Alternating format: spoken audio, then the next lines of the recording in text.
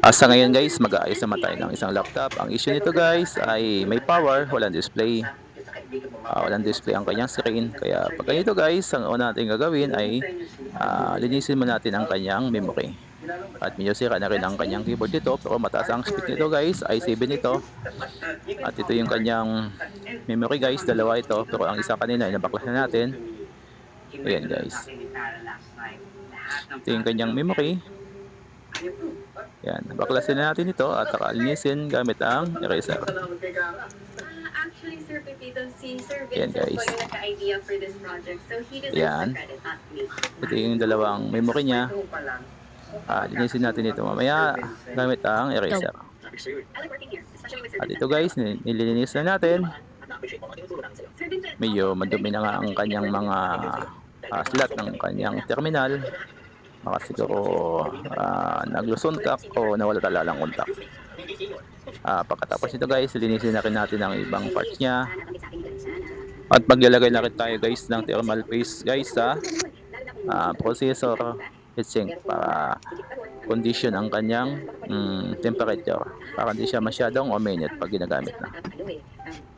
At ito guys, tapos na sa paglilinis, ibabalik na natin. Sa pagbabalik guys ay may slot naman ito, ibig sabihin hindi ka pwede magkamali pag binalik mo. Ito guys ay taglilinis na rin tayo. Ito yung kanyang processor pan. At dito guys mamaya ay maglalagay tayo, tulad sa nasabi ko, maglalagay tayo ng thermal paste dito sa kanyang processor. Baklasin mo natin guys, may tornilyo lang ito.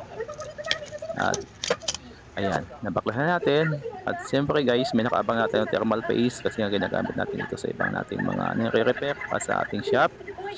Ito po, ang purpose nito guys ay para hindi mag-overheat at ma-maintain ang kanyang normal ventilation ng ating laptop.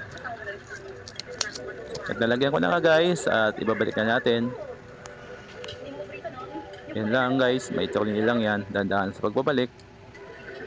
Yun lang, kung paano mo binalik, yun mo rin ibalik. Pagkatapos nito guys ay tatry na natin kung maka-display ang ating laptop na ginagawa.